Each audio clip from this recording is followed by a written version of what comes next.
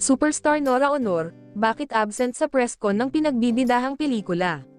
Gusto niya kayo makasama, pero dahil po dun sa ganung sitwasyon, pag bumuti-buti po at binigyan siya ng clearance, baka po makapunta siya sa premiere. Si National Artist for Film and Broadcast Arts Nora Honor ang title role sa Mananambal. Isa si Superstar Nora Honor sa inaasahang dadalo sa media conference ng pelikulang Mananambal. Pero sa mga pangunahing artista ng pelikula, siya ang hindi dumalo sa media conference na ginanap sa Viva Cafe, Cubao, Quezon City. Hindi lingid sa kaalaman ng lahat na may problema sa kalusugan si Nora kaya piling-pili ang mga lugar na pinupuntahan at okasyon na kanyang pinupuntahan. Kahit alam ng karamihan sa mga miyembro ng entertainment ang kasalukuyang kalagayan ni Nora, ito pa rin ang kanilang hinanap sa ginanap na press conference ng kanyang bagong proyekto.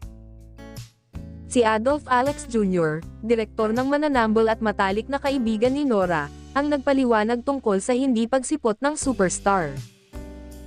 Saad niya, alam naman po natin na napaka-sensitive po kasi ng sitwasyon ni Ate Guy. So, may advice po kasi sa kanya, ang doktor po, na baka public gathering, pinali-limit po yung kanyang pagdalo dahil po sa kanyang kalagayan. In as much as, syempre po, gusto niya kayong makasama, pero dahil po din sa naging sitwasyon, kapag bumuti-buti po at binigyan siya ng clearance, baka po makapunta siya sa premiere night. So, inilalaan po natin doon sa mas mga importanteng event, kasi nga po pinipili niya talaga sa ngayon. Tinanong din si Direk Adolf kung makatutulong pa si Nora sa pagpopromote ng Mananambal, na itatanghal sa mga sinehan sa ika-19 ng Pebrero.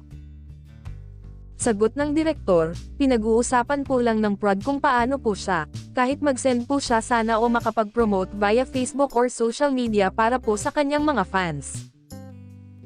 Ang Mananambal ay isang patunay ng makulay na sining ng pelikulang Pilipino.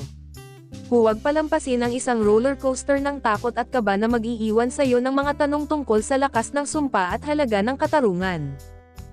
Kasama rin sa pelikula sina Kelvin Miranda, Edgar Allan Guzman, Jeric Gonzalez, at Martin Escudero. Hindi man makatulong si Nora sa promosyon ng kanilang pelikula, maaasahan naman ang mga kasama niya na pawang masisipag sa pagpapaalaala sa publiko tungkol sa proyekto nilang malapit nang mapanood sa mga sinehan. Ang pelikula ay nakatanggap ng international recognition matapos itong ipalabas sa Jinso Arigato International Film Festival sa Japan noong May 2024. Iginawad ng festival ang Best Dramatic Actress Award kay Umali para sa kanyang pagganap bilang Alma.